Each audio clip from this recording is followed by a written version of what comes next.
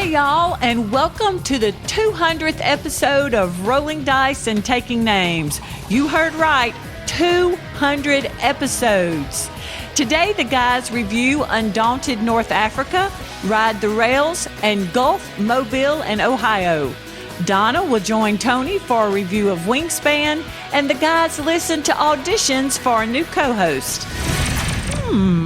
Auditions for a new co-host, huh? Hello and welcome to Rolling Dice and Taking Names. This is episode number 200.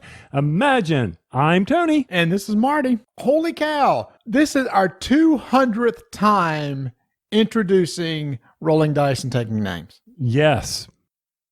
All right, thanks for listening, everybody. I don't even know how we got to 200 episodes with quality content like that. I just don't know what to say about it. I mean, it's 200. We are well past, and we often kid about this. We are 195 episodes past where I thought we would be. That is 100% true. Yeah. I mean, if you go back to the original quality, we made it to 200 in all these years. Keep playing games, something to talk about. I mean, I am a soft-spoken, generally non-conversationalist kind of guy, so 200 episodes of me just BSing? Come on. Who would have thought that? I didn't think there was any way you get to this. Well, you didn't ever think we would get to this point. Hey, I got a question for you, though. I have an answer. Did you watch, and I know you did, so I'm kind of leading the witness here. Did you watch the launch of the astronauts into space? Boy, you really are leading the question because we watched the SpaceX launch together in my basement. Oh, we did? Why did we do that, Marty? Oh, my gosh. 200 episodes, you think we'd be able to flow from like one topic to another like seamlessly without feeling like it's forced? Maybe in another 200 episodes, we'll be close to that. What do you mean? I thought that was pretty well done. I thought we were flowing straight into it with the astronauts leading to the games in your basement. You know, that's what I was going with. Yeah, but you started out with, I'm going to ask you a question, Marty.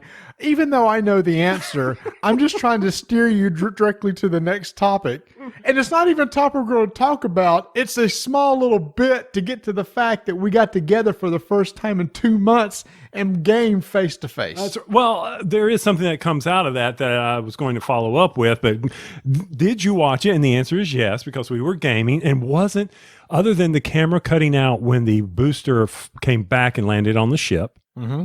Wasn't that impressive? Very impressive, because I didn't know that's how the booster was going to land. You know, we're old school. The booster's like burning up in the way on the back in the atmosphere, or it's the old shuttle where, you know, the two side engines were basically came back via parachute and they picked it up in the ocean. Yeah.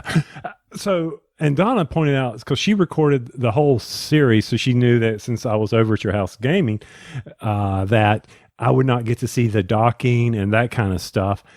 And right. So she goes, now I want you to watch this. If there's ever a case for someone to argue that we've never gone into space, the conspiracy theories that are behind it, right. She goes, look at this. Even 2001 A Space Odyssey did a better job of making it look actual. And you saw the dragon and there was nothing behind it. It was completely black, which is space. Yeah. I mean, Star Wars, you expect to see stars, and you know, same thing with Star Trek. That's what we are so used to. But when they had the camera on the Dragon space capsule coming into the International Space Station, it was completely pitch black. So it looked fake. Oh, I see what you're saying. It's like somebody like CGI'd this thing, but forgot to put in the background stars and everything. Mm-hmm. That basically somebody held up a black piece of construction paper behind a white model and said, oh, it's floating towards the International Space Station, real slow. Look. And it should be on a little, like you expected a little string to show up or something like that. No, it was very cool. And it was like, I think one of the things that impressed me too was the whole console. You know, you're so used to seeing these pictures of these capsules from the 60s, and shoot, the space shuttle was designed in the 70s, and it's nothing but lights and toggle switches and buttons. And here it's just a couple touch screens. That's it. And if their gloves on their spacesuits work that well on touchscreens, why can I not have winter gloves that work that well on my phone? Because millions of dollars didn't go towards making those gloves for you. Okay, Tang was invented for the astronauts, and I eventually got it. Okay, well, eventually you're going to get these gloves too. By the way, that's another thing. Those spacesuits are sweet too. You used to seeing these big, bulky things. It looked like just a nice little comfortable jumpsuit. And I like that. We're turning off the camera because they're going to change out of their spacesuits. That was kind of cool. But did you hear? We see a pressure differential in this spacesuit. When you are getting out of it, please check and make sure all your zippers are not exposed and that it's not slightly open. And one of them, a tooth, a little bit of it was showing, causing that problem. Which leads me to the next thing. Did you watch the Starlink go over your house? No, I don't even know what the Starlink is. It's SpaceX. You know, Elon Musk is trying to bring internet to the world. Sure. Well, he launched, this is, I think it was launch number 8, the 60 satellites out of the rocket. Oh, okay. And so the other night we were outside, we watched the ISS fly over, and then we also saw Starlink fly over.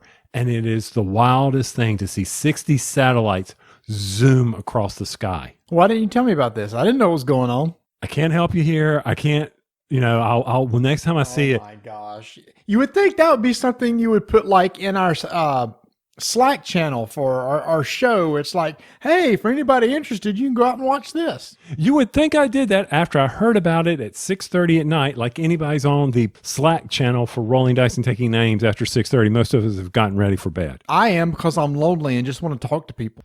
Amazing stuff in space. I did not think I would be as excited about it as I was. And then what about bathroom breaks? Lord, are we just going to go into the whole SpaceX thing? I just want to say right now, I'm looking at the show notes, and that is nowhere on the show notes, or I would have prepped a little bit better for this. After 200 episodes, I always lead you into a conversation that you know nothing about. So tell me, Saturday when you were watching the space launch, how was the gaming? You were there too. It was good. Okay, I was. It was good. We had some food. We had some dessert. We had some fat-free strawberry pie that Vanessa made for us. Correction. I thought it was made with sugar-free Jell-O. It was not. That was full-fledged Jell-O. So my apologies to you and Bert, who you're probably thinking, I'm getting a low-cal dessert. It wasn't. Well, that messed up your count, not mine. That's true. Oh, I also had the nice big old bag of popcorn. Now we could talk about that right now. Oh, yeah, that was good. Dump that out. Nobody stuck their hand in it. Dump it out on a plate, and you and I are just eating that popcorn up. So there was a local theater here. It's like, well, since we can't show movies, how about this? If you want to come and get some movie theater popcorn, we're going to provide a service to you. So on Thursdays, you can call and pre-order to pick up popcorn, freshly popped popcorn, either Friday or Saturday. They come in, the large tubs of popcorn. You can get the equivalent of 5 large tubs for $15 or 10 large tubs for $25. And I said, well, let's just go ahead and get the small bag, the 5 tubs. It took us over a week to get through that bag, and we eventually just threw it away. So that is a lot of popcorn, and I love popcorn. Yes, you do. And it never lost its crunchiness, did it? Towards the end, it got started a little bit, but no, it never really did. And what was so cool is they gave us like butter and salt to put on it, but it didn't need it. But I love movie theater popcorn.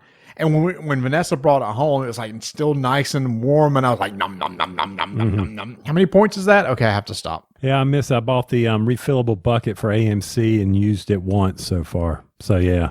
You keeping up with what's going on with AMC? Yes, I am. Yeah, they may be gone. Mm-hmm. They may be. I'm going to be curious how many do survive. How many theaters do survive? Yes. Well, AMC was hurting before this, though. I mean, no movies planning to open in the theater except Christopher Nolan's pushing to have Tenet open in July, but that's still probably going to be limited to how many people can get in a theater, and it won't be every state. Right. And then, AMC's whole model was around the recliners and that kind of nice, comfortable viewing and spacious. But so with that in mind, if they even mark off, so, okay, this one and this one, you can't sit in, then how do you, an entire row where it's just 8 people, now there's only going to be 3 people. I do not see how you're going to be able to do this. But I'm not that smart, and I pretend not to. You pretend not to be smart? I pretend not to. I am not. So you're actually smart? No. Oh, sweet! After 200 episodes, no, I'm not you that can smart. Finally instill some knowledge on us. I got no knowledge. I just know that I want this done. The show? Yes, the show. Let's just move on. Let's get into the summer. Let's see what happens. I know, be cautious. I need to be cautious, and I am. But back to the gaming. We had a good time gaming there at the table, seeing people physically besides a little video camera. That was a great experience. We hopefully this coming week we will be able to sit down at the table with the Scurry reporters. Oh yeah. I don't know what we're playing, but we're just playing something. It could be Monopoly. I don't know. Is that what you want to break off? I mean, we got to pick the right game, right? It's like first time back together. You want to knock it out of the park with something that's like, oh, that was good. There's a lot out there. There's a few things that we had on our schedule to talk about, and some of them I'm really anxious to play. So I'll just toss it out there to Mark and Nate and see if any of those tickle their fancy. Okay, I have one that I've read the rules. I'm ready to get it on the table, so hopefully that'll happen. Did get the opportunity to play. I finally purchased a copy of Wingspan. Yes. So if everything goes well, Donna's going to come on with me again. This will be 3 times in a row. 3, count them, 1, 2, 3. How many times has she been on with you before our 200th episode? Maybe 2. 2. So every 200 episodes, she's going to be on potentially 5 times, and 3 of them have been the last 3 episodes. That's pretty darn good. I know. And we're going to talk about it, but spoiler? I can understand the accolades and the reward and the awards now. You can't really fathom why did it win so much, and I know all the debate about it and everything, but now I understand. And I guess you'll tell us why you understand during that segment. I hope so. I hope I remember by the time I record with her. Yes. I do have a question for you. Yes, please, because I've been asking you, and you've been just going along with the flow. Because this came up in our Slack channel, and this was when it first came out. We talked about it on the show. It's about all these nominations and awards that Wingspan got. One of them being a card game, and I had an issue with it winning card game. Mark Kell was complaining, whining. Is there any stronger word I can have like that? No, that's good. In the Slack channel, that this was 100% a card game. So let me ask you, sir, now that you've played this game, and you're going to categorize this game, would card game be one of the top categories you'd call it? It comes down to your definition of a card game. Yes, I am punning around it because really, I mean, to me, a card game is a game where you are playing cards in the middle of the table trying to, do tricks and things like that. That's a card game to me. It's okay. Well, this is your opinion. Would you classify this as a card game? Would I classify it as a card game under Tony's? Yeah, let me ask you one more time. Would you classify this as a card game? You, Tony, is this a card game? Give me a second with this. You can edit this out. Lord. Well, no, I got to think back because in my previous definition of a card game, no, it would not be. But is Ascension a card game? Yes. Then yes, Wingspan's a card game. You're building a tableau. Just in Ascension, you're building it on your turn and then wiping it away. Would you call Imperial Settlers a card game? See, I don't know why we need to call it that. I'd rather call it what it is. It's an engine builder. Yeah, we need a new host. I need somebody that actually agrees with me and has my back every once in a while. I got your back. What do you want? Now Mark's going to listen to this. He's going to be laughing. Go, Tony agrees with me. I'm not saying I don't like the fact that you're sitting here trying to say, is it this type because it has cards in it or it doesn't? It's the mechanics of what a card game is. Okay. How about this? Would you call it a board game or a card game? I call it a board game. Thank you, Defense Rests. Now we can move on. Okay. That's good. But if I were to tier it, I would say it is an engine builder. Yes. I 100% agree with you. I rarely, when I say what kind of game is it, I don't ever call it by its components. I say what is the main mechanic of the game. So we're going to talk about that. And I will say that my 73-year-old mother-in-law quickly grasped it within 2 turns and loved it. Yeah. Well, Vanessa's mom grasped it and liked it too. I think that's the big appeal of that game is that it has big appeal. There you go. That it has mass appeal to a lot of different people. Yes. It's so easy. Barely an inconvenience to learn. Oh, I will say, we talked about hopefully wanting a chance to get together this Thursday and see Mark and Nate. But before we started recording, we did get a note from Nate. Oh, this is classic. saying is here. Just let me quote. Let me quote. So we've been planning for like a week or so. Mark finally feels comfortable enough to have us over to his house. And we've all agreed that this is going to happen. And then today, Nate says, is this really happening? Nate comes in and says, and I quote, "Tiny chance I'll have to bow out this week for your information. Someone I was in contact with getting test results back tomorrow." Now, that's awesome. You know, hopefully everything is A-okay. But I can see Mark over there, who has not responded to this message, freaking out right now. So there's a chance that none of us will be playing anywhere this Thursday because Mark's like, nope, it's too soon, pulling back. Testing is escalating. Our state that we live in, North Carolina, has spiked a couple of times. I mean, every time turn around, they've set new records for number of cases back positive. So it's bound to happen that, you're going to see more positives because we're testing more. It's the way it is. But I truly, truly believe that when all is said and done, this virus is not going to lead to the zombie side. I have finally put that to rest, because everybody's going to have it. This is not the zombie side virus. It's not. So you're not going to worry about some sheriff riding onto downtown Atlanta on a horse. No. It is the vaccine that we will all get. And I actually heard today, still estimations is Q1 21. So I've got time before everybody starts turning into zombies. My daughter and I had a long discussion about this. I'm glad you're having important father-daughter discussions there. You're lucky it didn't come on last show when she was doing the recordings with me. Oh, Lord. All right, look, I see one other little note here that you want to mention about what makes you grumpy. What's going on here? So when you actually do play real card games, one of the biggest things, pet peeves, grumpiness I have is when you have completed a hand and people talk about what was in their hand and why they couldn't do certain things. While you're shuffling the cards and they're saying, well, I had 2 aces and da-da. I'm just like, I don't care. It's over. I obviously knew what you had in your hand. We just played. So why do you have to share this with me again and explain your logic by why you couldn't beat my trump? I know why you couldn't beat my trump, because I had trump. And to do that round, hand after hand after hand, really? Do I need to really hear 5 crowns? We just finished playing 5 crowns. And I kept hearing, well, I couldn't get any matches. I started out with all the cards being different. Well, obviously, because you didn't go out. I know this. I see this.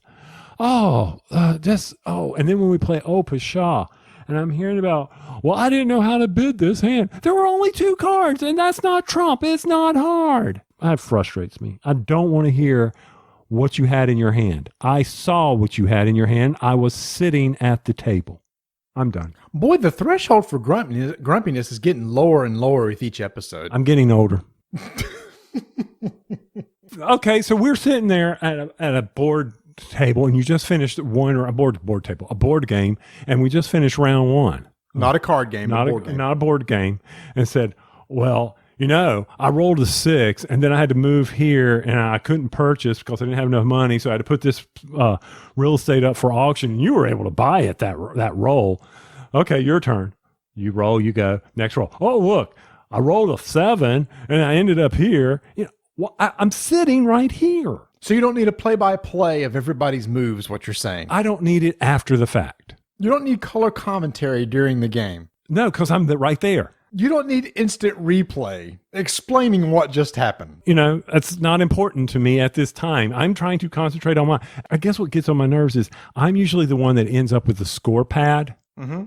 Because I'm too cheap and I don't buy an app on my iPad to keep score. Because I still have paper and pencil. It's a novel. It works on my math skills as I get older, remembering how to add. Fair. Okay, Yeah. So I'm keeping my brain somewhat sharp. So I'm sitting here trying to write down people's score. People are yelling scores at me. Well, I just played this and I did this. And I'm like, okay, do you not see me trying to hear this person and hear this one? And now I've got to, 8 plus 3 is 11. No, or is it 12? Oh, carry your 1. Did I carry my 1 here? I don't need to hear this. Just shuffle and deal. Okay, so I know what I need to do Thursday to get your goat. The list is long. Pick one.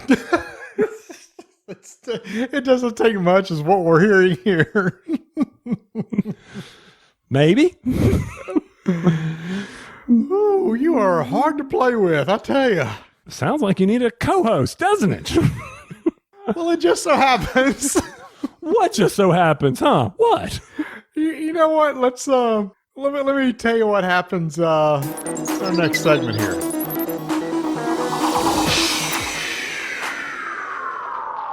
So episode 199, we joked about, hey, maybe we need to get a new co-host. For 199 episodes, you have been joking about, oh, you're just going to replace me. This is, we have a guest on. He's coming on to be my replacement, etc. And so we joked about, okay, maybe people need to send in audition tapes. Need to send in audition files for being the new co-host of Rolling Dice and Taking Names. No, it was kind of a tongue-in-cheek joke, but Tony, we actually got submissions for taking over your role on the show. Oh, do they think they can handle it? I don't know. People had said, I'm kind of interested in this. What can I do? And I said, all right. Here's what I'm going to do. I sent out a file of a sample of questions of like conversation starters or just questions that I might ask during a show just to see what their responses are. Now, some people took those and gave their responses. Some people said, no, I'm going to go off script. I'm just going to tell you why I need to be the co-host. So it was kind of opened up to whatever people wanted to do. So Tony, what I have here are 9 submissions, 9 auditions that we're going to go through together. Because here's the thing, I found out in management stuff, if somebody gets promoted, you want the person that's getting promoted to have a little hand in picking their successor. And that's what I want to do here with you. If you're going to be replaced, I think you should have a say-so in who will take that spot in your chair as co-host. Okay, so we're going to clarify a couple things. First off, I'm not getting promoted. I'm being booted out. I guess that is weird to say. We're going to have to let you go, but could you help us find a replacement? And what was your cross-sectional request? Who did you ask? Oh no, it was just kind of out there, and just people kind of submitted. So you probably sent this out to a large distribution list, didn't you? I did a large distribution list. Now, a lot of people just didn't care at all. I can understand that. And it was like, I have zero interest in this whatsoever. But there were a few takers. Okay, and it ranges, Tony. We have content creators, we have publishers that want a shot to be a co-host of the most prestigious. Okay, never mind. Want a shot to be a co-host of this tiny little show as we cross the 200th episode mark. It's like, it should be a fresh beginning, a whole new start, and see if they can last another 8.5 years. Good luck to them. Let's get to it. All right, sir. So I have these queued up for us to listen to. All right. And we're just going to start going through each one. And after we hear, you give us your opinion on what you heard, and we'll kind of go from there. Again, I sent out a recording of some questions, so you're going to hear a lot of these people use the exact same questions over and over. So, Tony, you ready for me to play track number 1 for you? Yes. Let's hear the first victim.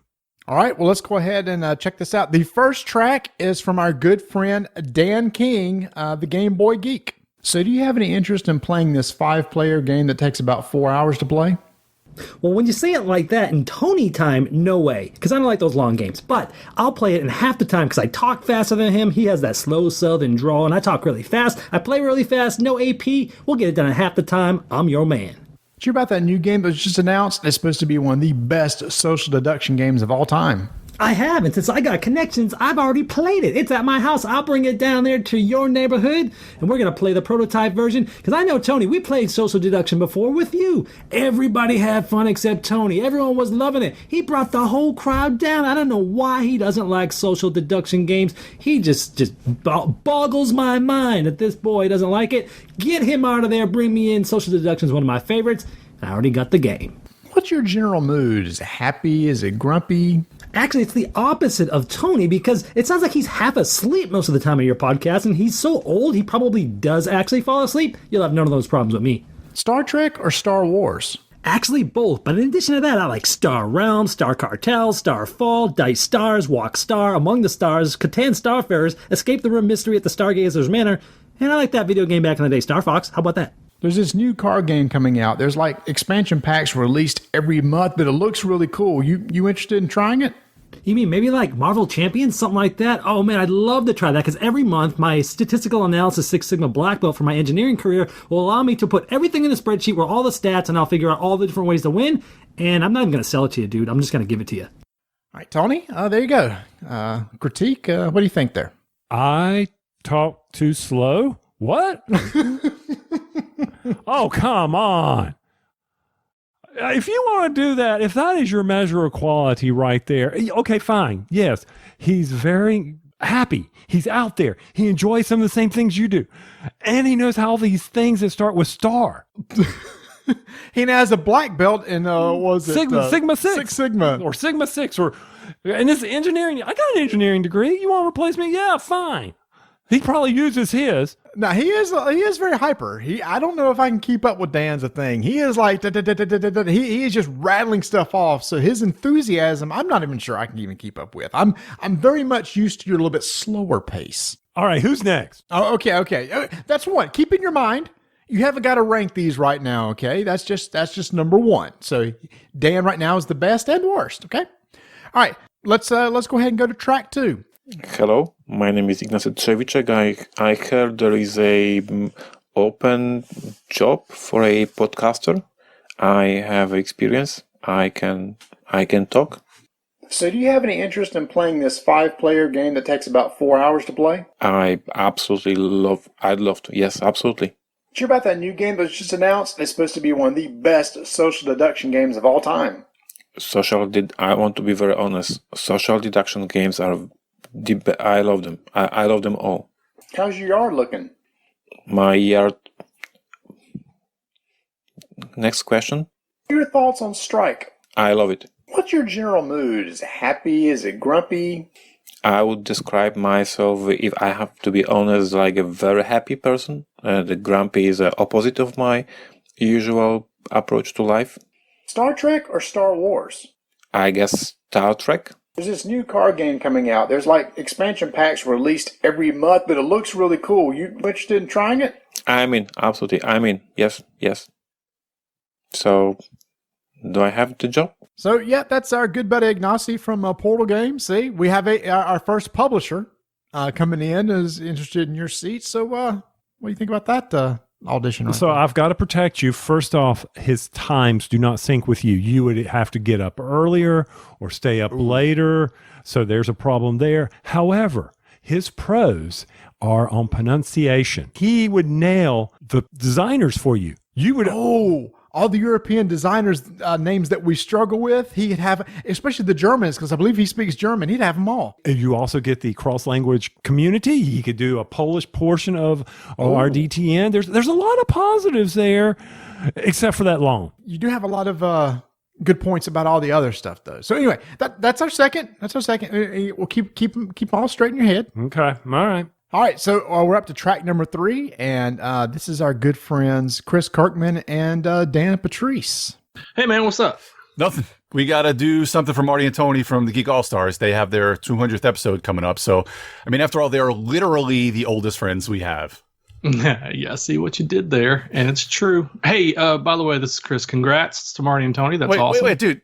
What are you doing? I'm not recording this. I want to audition for Tony's job. I figured just being Dan on the Geek All-Stars is great, but I got time. I can do another show, and, you do the State of Games, so I want to audition for his job. I suppose, but if you're going to replace Tony, you better work on your Southern. All right, so, who better than you to coach me?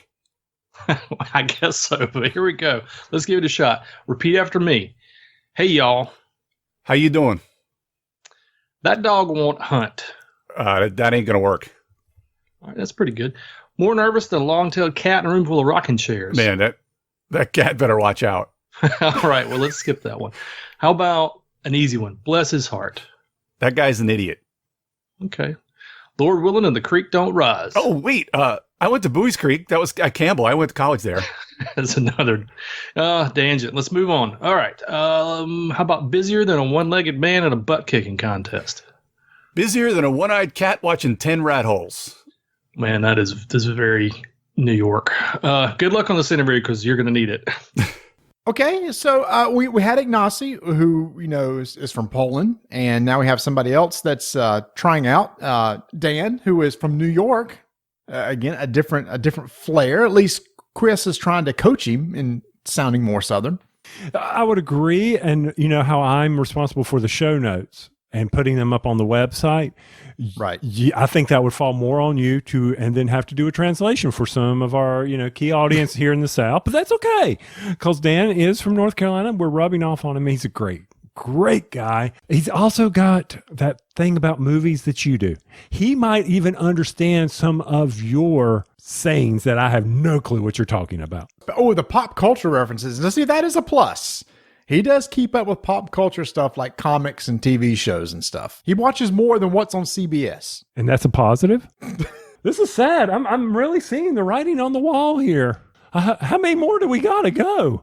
Don't worry. No, here we go. We had a guy from Poland. We had a guy from New York. This is a gentleman from Canada. No, not that gentleman, a different gentleman.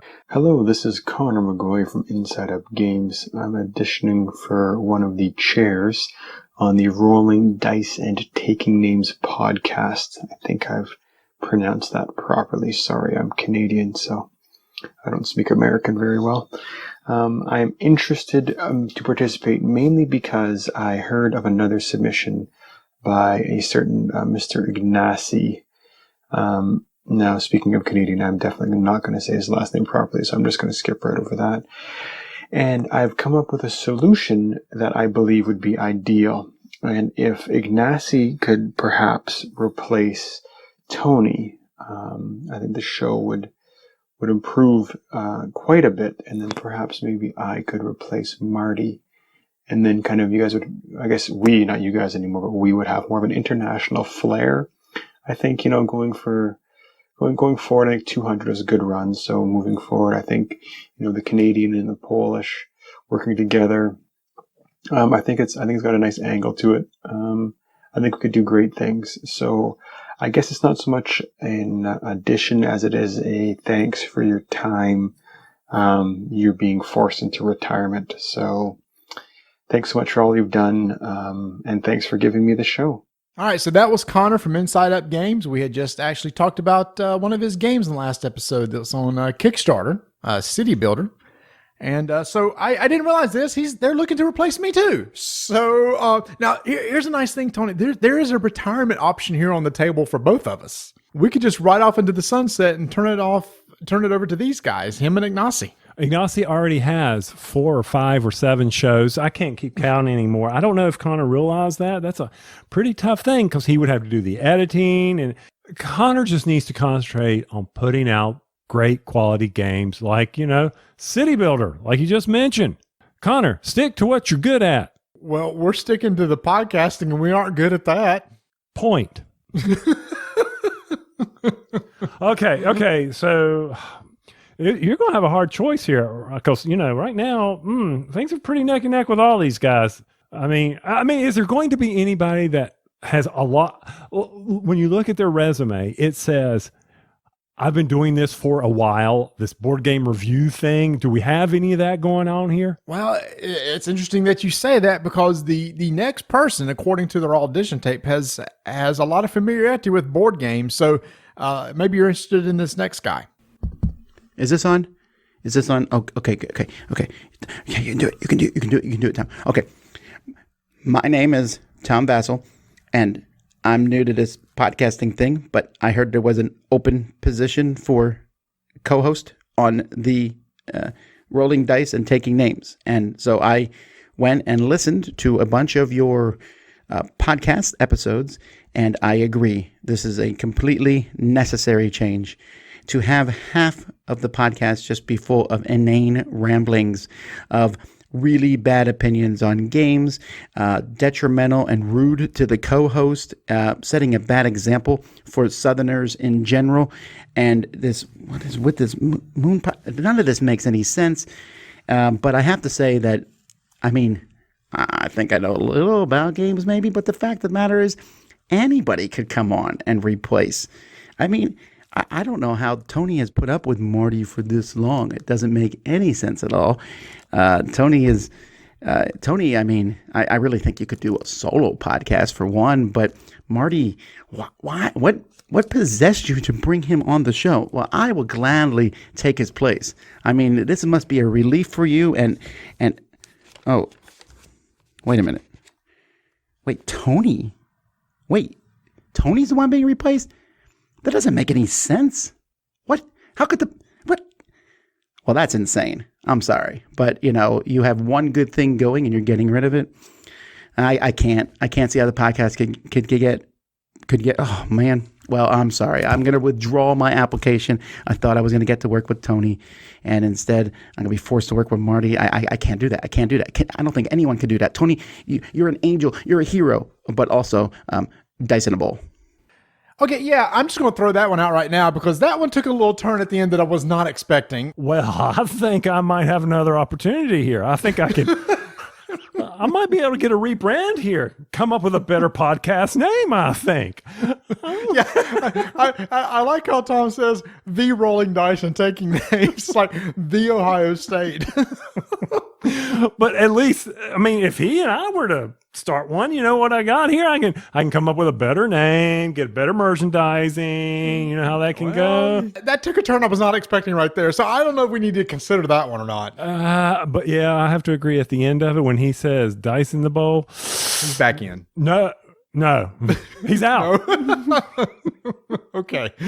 Well, so basically just that. So he gives you all these accolades and just that one comment right there, he's out. That's it. I'm sorry. I can't work with a man like that. He's got to see eye to eye on that. Wait a minute. I keep working with you, though. Man, we can make this work. So, Tony, we have another esteemed designer coming on. He has actually been on the show a few times, so he knows the ropes. He understands the show. He understands the dynamic and how it works. So why don't you listen to this and see what you think of this person. However, I will say, Tony, that he kind of goes off the rails at the end. I'm not sure what's going on here, but here, you take a listen. Hello, this is Rob Davio, and you are listening to Roll Dice, Take Names. So do you have any interest in playing this 5-player game that takes about 4 hours to play? Marty, I would love to play a 5-player, 4-hour game. That would be absolutely a treat to just hang out together and get to know you better. Did you hear about that new game that was just announced? It's supposed to be one of the best social deduction games of all time. I would absolutely love to play a social deduction game with you, Marty, but we all know we'll be playing for second, because you're so damn good at these. How's your yard looking? Marty, have I told you about my lawn care regimen? It's got 12 different parts to it, but I think you'd find it a fascinating story. Of course, I would like some tips on how to make it better. What are your thoughts on strike? Good one, Marty. I enjoy hearing your wisdom. What's your general mood? Is it happy? Is it grumpy? You know, Marty, that's a very good point. I've learned something today. Star Trek or Star Wars? Marty, have you ever spent hours talking about lawnmowers? Because honestly, nothing makes me happier. Thank you once again for giving me this opportunity to present my work to you. It is a true pleasure to know you, Marty. And that other guy. What's his name? Not Larry. No, you know the one. Thank you. All right, I just got one sound effect for you.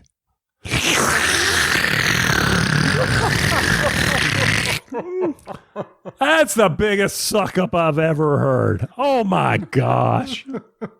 So far, I think Rob's up there at the top right now. I think he's catapulted himself to the top of the pack right there. That was a pretty good one. Even though kind of at the end, not exactly sure what was going on, but that was pretty good. Do you not understand what was going on? He was literally phasing me out. He was trying to make you forget my name. Do you see how that would work?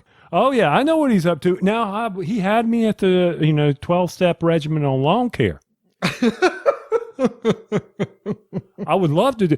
Maybe that's the podcast for Mr. Davio. Let's bring on some lawn care episodes, or better yet, how about cooking on the green grass? What about cooking on the lawn? Cooking on the lawn, yeah. Oh. Unreal. So right now, that's kind of my favorite right now. I wonder why I suck up. He does have your tone down, though, I must say. I'm going to leave that pause there. All right. So Oh Lord, we've already had one New Yorker, and we've had several publishers, but it's time for another one. So let's cue up this next guy. I had no idea what's going to be said here. Here we go. Hi, hello. Is this thing on? Yeah, hi. My name is Stephen Bonacore. I'm the president of Stronghold Games. I'd like to apply for the job of co-host on Rolling Dice and Taking Names. I have vast industry knowledge in the board gaming industry. I'm besides being on about 57,294 podcasts across the world, my own podcast is now at 150 episodes, Board Games Insider with Ignacy Chevicek and Stephen Bonacore. Yeah, doing really good, and we're really good at it. My accent would fit right in, with your horrible Southern accents. Really, I think I would do a great job being on the podcast and replacing Tony. Thank you for listening. Hey, what is going on here? This is ridiculous. Everybody knows that Tony, who was called the other guy, is the real brains and the real talent on this show. Marty, forget about it. Ridiculous. Forget about it. Tony, you're the man. Nobody can replace you.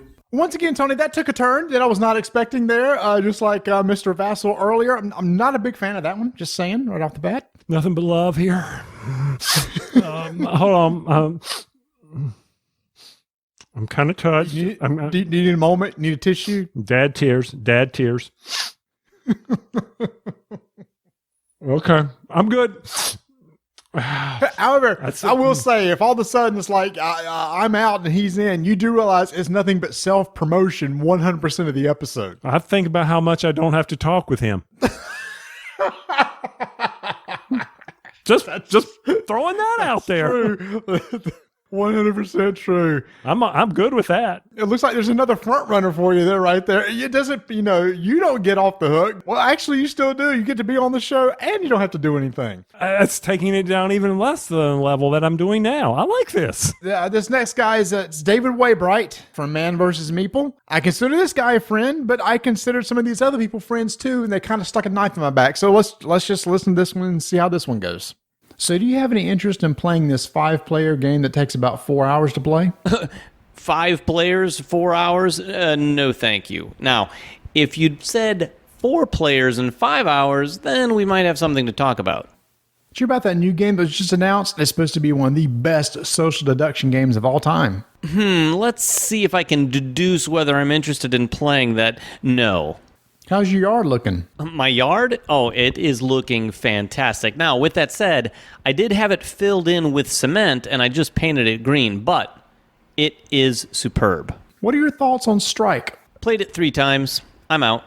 What's your general mood? Is it happy? Is it grumpy? My mood is about 80% happy, 30% grumpy. I think the math checks out on that. Star Trek or Star Wars? May the Force prosper with you. There's this new card game coming out. There's like expansion packs released every month, but it looks really cool. You interested in trying it? With you? All right. Thoughts on Mr. Waybright there? You can have him. Just saying, if you want to go there, I mean, I've tasted toasts that have more personality. Oh, God. Oh, just kidding aside. We know David's got some great. And the good thing is, Marty, that you could, I'm a David too. So you could actually just shift the name over and it'd be kind of like smooth right into it. My concern is he does not have a lawn. He's concrete all the way, though I have thought about just rocking in some bad spots on mine. But I was a little concerned at the end of that interview. He said, "With you?" I heard a question mark. It was another little dig at me, but that's par for the course because right now, you're my co-host. So. I understand, but hey, I play disc golf, but maybe so does Mr. Waybright. So the last one here, Tony, is Mr. Rodney Smith from Watch It Played. So do you have any interest in playing this 5-player game that takes about 4 hours to play? Oh yeah, absolutely. Wait a minute, actually. Now that Tony's gone, does that mean you'll be teaching the rules? You know what? Actually, I'm not so interested anymore. Did you hear about that new game that was just announced? It's supposed to be one of the best social deduction games of all time. Social deduction. Is this a games podcast I'm interviewing for? I thought you only covered lawnmowers and soft drinks now. Oh, I did not prepare properly, and I drank way too much soda. How's your yard looking? Now we're talking. It's looking great, Marty. The abaxials of my grass are giving a nice look to the crisscross pattern I last mowed. The pH reading is a healthy 6.4, and after some slit seeding, I'm preparing for my next batch of hydro seeding and hydro mulching. You know, just the basic stuff. What are your thoughts on strike? Well, I think my opinion there is pretty well documented. Oh, you want me to say it? Gladiators in an arena. What's your general mood? Is it happy? Is it grumpy? Happy, of course. Until you say strike is just dice in a bowl again, Marty. There's this new card game coming out. There's like expansion packs released every month, but it looks really cool. You interested in trying it? Which publisher is releasing that? You know what? It doesn't matter. Here's my credit card. Buy everything. Let's do this. Wow. That is almost a dovetail match right there. I will give him credit. He did his homework for lawn care. Mm-hmm. Got to give him that. Mm-hmm. I mean, he fits right into your wheelhouse with the LCGs, CCGs, all of that. He's just kind of like you with me. We're doing this. Go buy it. And he's already there. He's good to go. Now, I'm not sure what a pattern is. It's up there with Oot. You just need to keep up with him. Just roll with it. The only issue might be that happiness might get to you. It might be a problem later in life. I don't know. I'm just saying you might be used to what I bring here when it comes to the grumpy. And he might be actually a bigger evangelist for gladiators in arena than what you are. We're neck and neck. I think we share the pulpit, but yes, he probably is. All right, Tony, that was the last audition. Wait, Marty. Wait, Vanessa, I'm kind of right in the middle of recording right now. I know. I wanted to give you my audition tape. You made one? I did. Oh, okay. Well, Tony, we have a late entry. I have actually a cassette tape here that we'll check out. All right, let's listen. Testing. 1, 2, 3. Is this on? Are we recording? This is the audition tape for Vanessa Connell. Hey, y'all. My name is Vanessa, and I am married to Marty Connell. I believe that I would make a better co-host than Tony because, first of all, I do the opening for every segment anyway. The listeners already know my voice. Another reason, Marty and I are in the same house. We could record anytime, any day. It doesn't have to be locked into Tony's dinner schedule. Plus, I have a few ideas in how to make the show better. The name itself says rolling dice and taking names. We will review all dice games all the time. No more deck building, no more cards, rolling dice. There it is in the name, rolling dice and taking names. I will bring that out for the listeners. Also, no more talking about lawnmowers. It is now all about crocheting. We will talk about yarn. We will talk about stitches. We will talk about the size of the hook needed for different projects. It will now be all about dice and crocheting. No, maybe that's not exactly a good fit either right there. So that last minute entry right there. All about dice games and crocheting. I don't know about that. That's number one. Right there. Matter of fact, you can tell her I've picked up her passion. Oh my gosh. You got a crocheting needle, dude. I got a G right here, baby. Tell her that. Tell her maybe she should just get on my dinner schedule and not worry about this, and we can just kick you. Why don't you just be the producer? And then how about I be Vanessa and Tony? I'll come back for that. You want to replace me? Maybe I should replace you. Yeah, well, it looks like about half of these are replacing me. So you know what? This is just a bad idea. We've made it this far. 200 episodes with just us. Maybe we should just keep it like that. Obviously, things seem to be going okay. I'm fine with that. Let's see where we are. 200 plus. That's 500 if the math checks. To quote Dave Waybright. 200 plus 200 is 500. That's a Waybright math right there. Okay. You know what? Fine. We're going to stick together for a little bit more. So why not, for the rest of this episode, we actually do some board game reviews. You've already heard Ignacy on the show trying to take my job. Well, there is no way I could take over that company. That company is leading the pack. Oh my heavens, with all of that print and play stuff out there for you as we continue to go through our isolation. Hopefully things are opening up. And if they do, then may I suggest that you go ahead and get Imperial Settlers, because Ignacy has the pre-orders open for Rise of the Empire. That's right. Go over to portalgamesus.com. Be sure to check that out. Read about the new Romans as they're coming to take over Imperial Settlers. Better yet, there is always LA Crimes to take a shot at. Also, Ignacy's new app, Imperial Settlers Rollin' Right. It's one of the top apps out there right now. Cheap, and even I opened my wallet up for it. Leading the pack, just had a major update. Be sure to check that out. If you haven't downloaded, please do. Gives you that Rollin' Right game and less time, one of Tony's favorite criterias for all games, less time. Be sure to check it out at portalgamesus.com.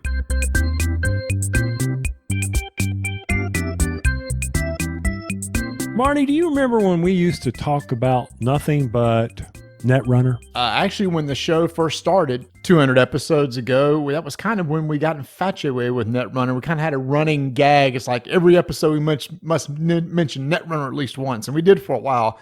It was an obsession with ours for about the first year that it came out. Well, we got a new obsession. Yeah, we do. And that is from David Thompson, Undaunted. And Trevor Benjamin. Thank you.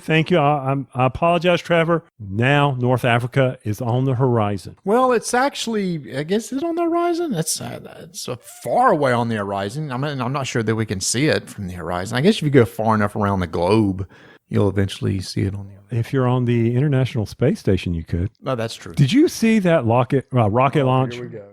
Undaunted North Africa. We got to play it. It introduces some vehicles. But the same core concepts are there, are they not? Kinda? What do you mean, kinda? You're playing cards. No. Yeah, the concept of this is a deck building game that has a World War II theme, just like Normandy. You and I loved Normandy. The basic mechanics are the same, right? You're going to have scenarios. It's going to tell you what decks to build. You build decks. Each of you draw 4 cards. You play a card that's your initiative card. Whoever has the highest gets to go. And then you're moving tokens around the board. These cards allow you to move tokens around the board and try to achieve whatever the scenario objectives are. They change each scenario. Really? Do the scenario objectives change each scenario? Oh, my Lord. I mean, I just sat here and said, are the base 200 episodes. No, but hold on. Stop. That's where the similarities stop. Is that not the base? That is the base, but there's enough difference in this game between North Africa and Normandy that I want both of these on my shelves. And tell me, what are those differences? Number one is in Normandy, typically that token represents an entire unit, multiple people. So as you take damage with that unit, even though you may lose all your cards. And for those who don't know how to play Undaunted, when you take damage, when you do combat, you roll dice. And if damage is inflicted, you must remove one of those unit type cards from your first, either your hand, your discard pile, or your deck. In Normandy, if all the cards are removed from all 3 of those, you remove the token off the board. But from your supply, there is an action that you can take on Undaunted to add a card from your supply to your deck. That's how you build your deck with a command called bolstering. You get to put that token back on the board when that card comes back up in your hand. Big difference with North Africa, those tokens represent an individual. So if ever you have to get rid of all the cards out of your hand, deck, discard pile, even though you have more cards in your supply, that's it. That token is removed off the board and it does not come back. And you and I, in the games that we played, that totally changed the dynamic of the game. Yes, it did.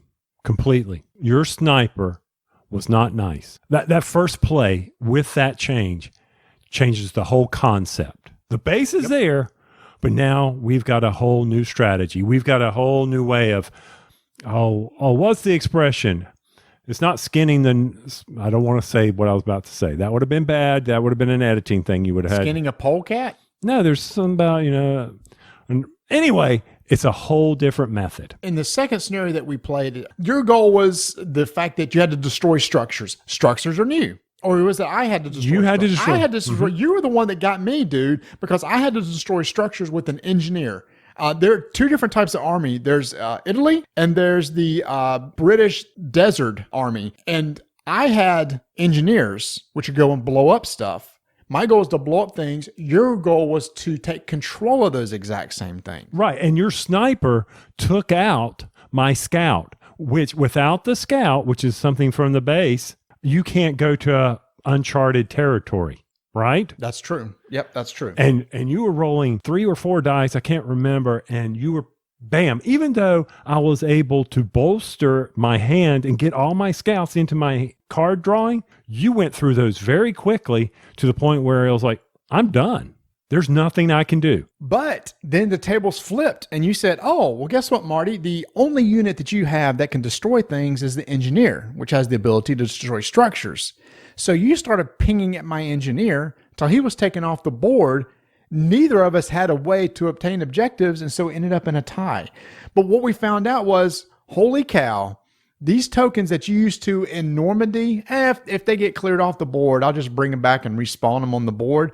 That whole concept is gone. And now there are very important units on the board that you must protect with your other units to make sure they survive. That makes the strategy so much different. Plain and simple. Forget the vehicles. Well, no, don't forget the vehicles. We'll come back to those. Yeah, I was going to go there. I said, yeah, but for me, it's just, okay, that right there says, okay, I've really got to think through this. I needed to pull back that scout. I needed to do something to protect him, and I didn't realize it. So you've got to grasp that concept early. Yeah, and in fact, I played an online game with the designer David Thompson. We've been streaming a few of these, and we played another scenario that I had not played from North Africa. And we were like talking about that, and he says, yeah, you've got to really be careful. If like one of your units has an ability that's an integral part of the objective, you got to keep him safe. You just can't rush him in.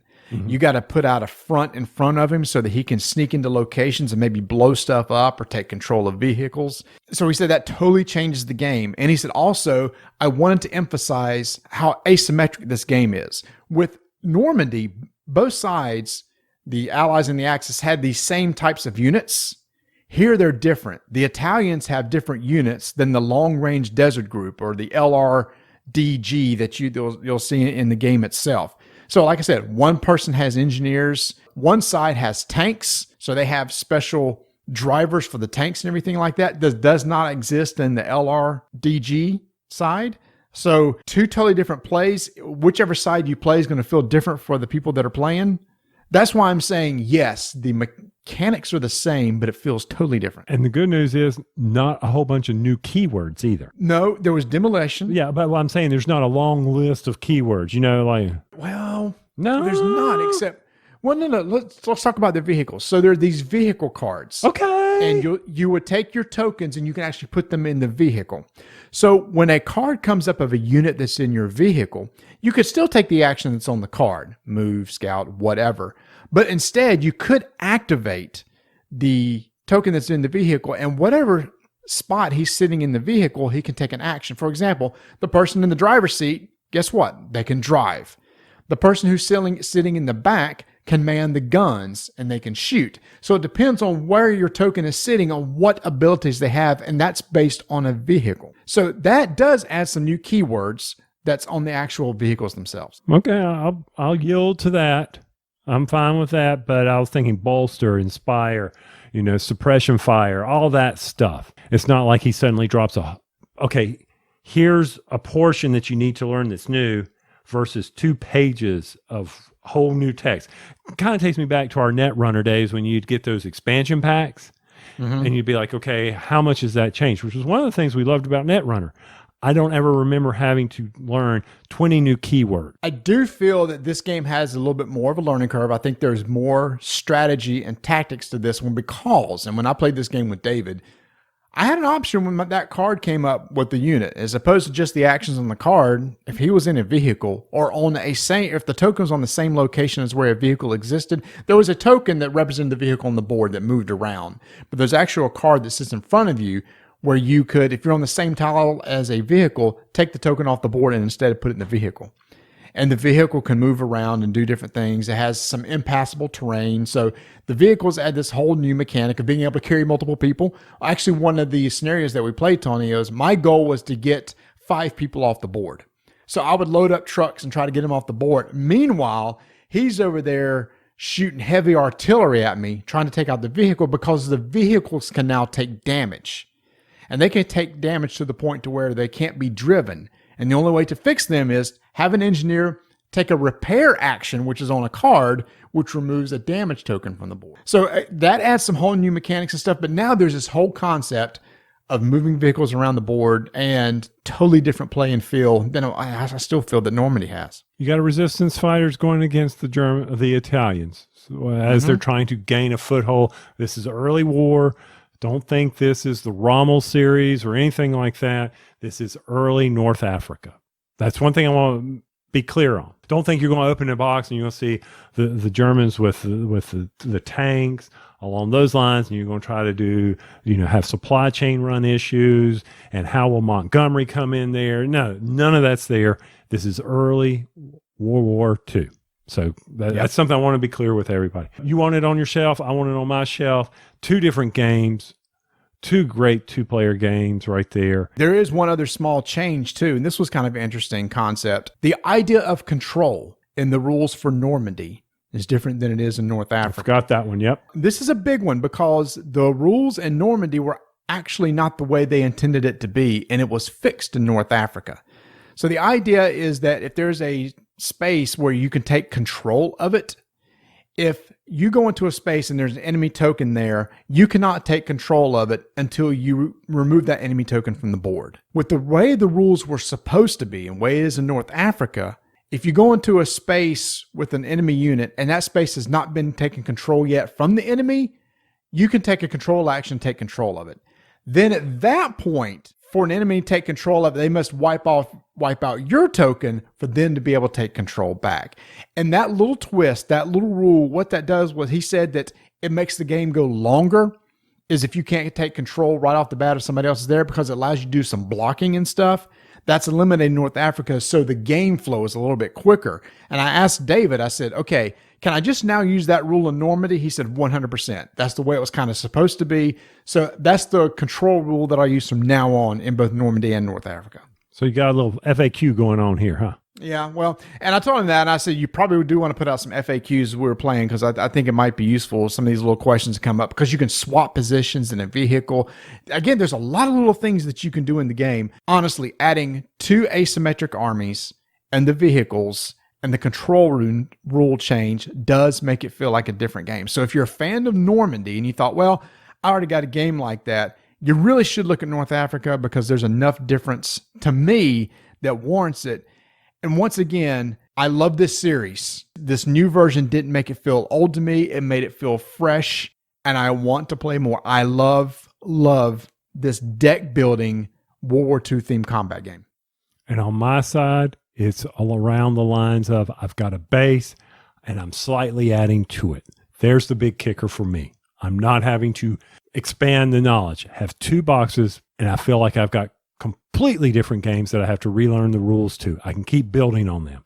I can go back and forth between the 2, quickly, straightforward, easy to teach for someone who's new to the series. So I can bring out either one depending on how we want to start, where I think they are in the gaming. Undaunted North Africa. Again, this is not an expansion. This is a standalone game. You do not need Normandy in order to play it. Plays 2 players in about 45 to 60 minutes. Still one of our top games, and more than likely, Tony, unless something else comes and takes a spot, I can see it being nominated again for a 2-player Squirrely Award.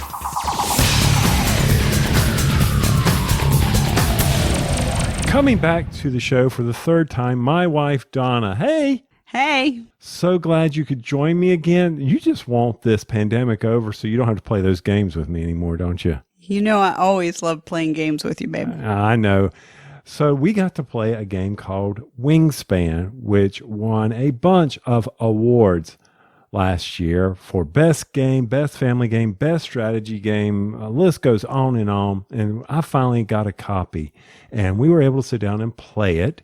And just real quick, for anyone who's not played it, which fathom, because I seem to be the last person on earth who hasn't played Wingspan.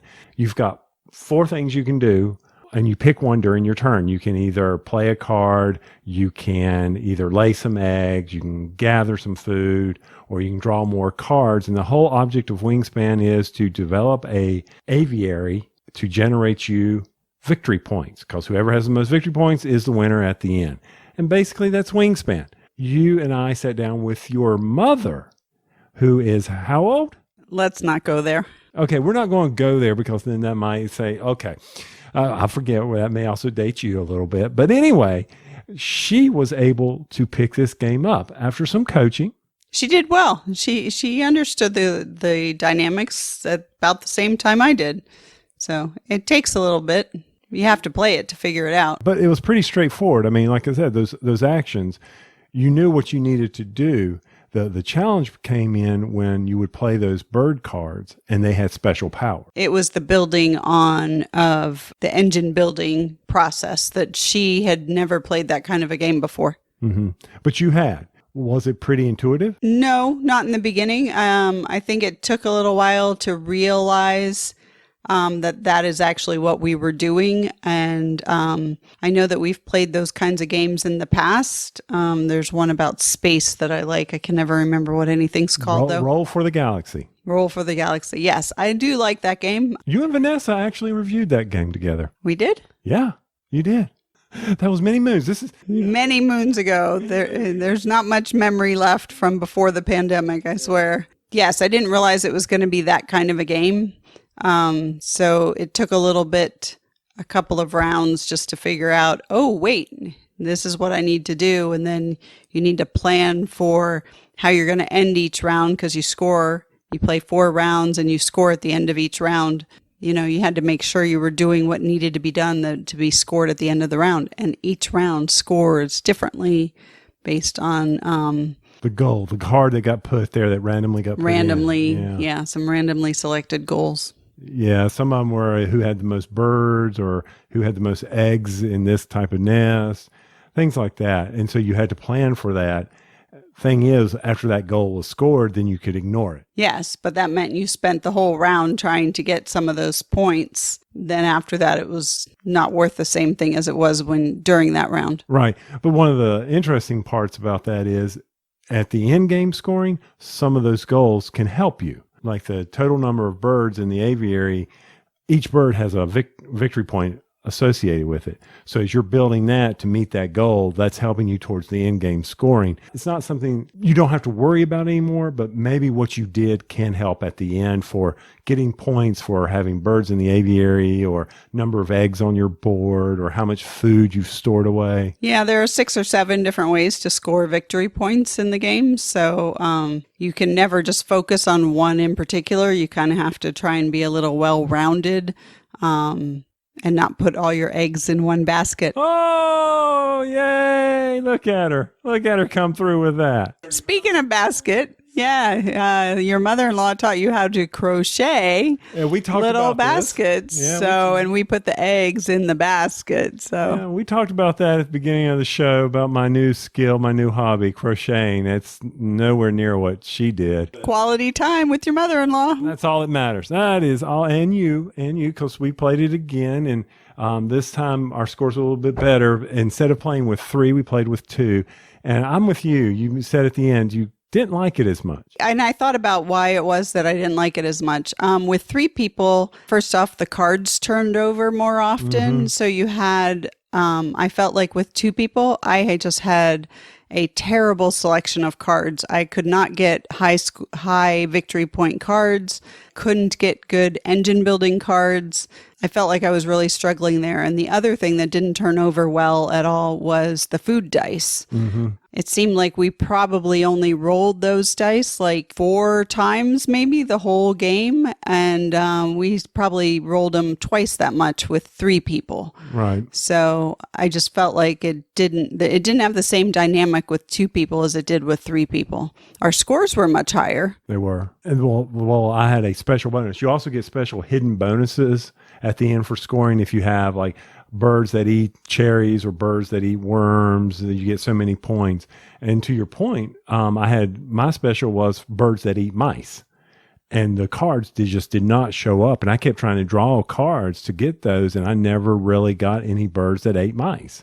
So that bonus was useless to me. I don't know if that happened to you. That happened to me when we played the game with my mother. I had a card that I never drew those kinds of cards.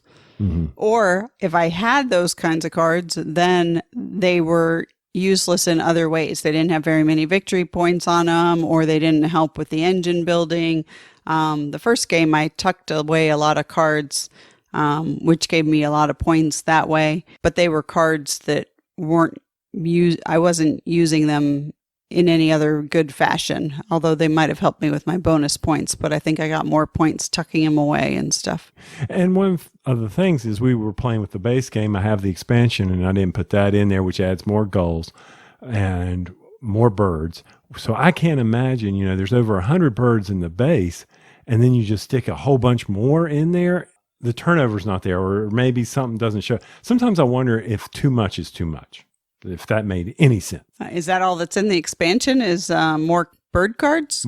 More bird cards, some prettier eggs, and some new goals. I didn't find a lack of the bird cards at all. I mean, there are tons of bird cards. We don't even go through half the deck of that, so that isn't a problem.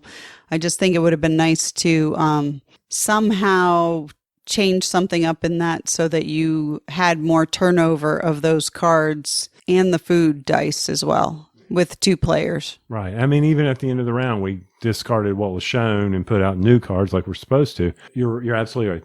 More people going to make more turnover, which is kind of nice. But overall, was it fun? Did you find it challenging? I mean, obviously I got you to play it again, so I know you enjoyed it. And now that I actually won the second game, I know we get to go back and see if you can beat me. You're usually very good at those engine building games. So I wasn't surprised that you won that second game.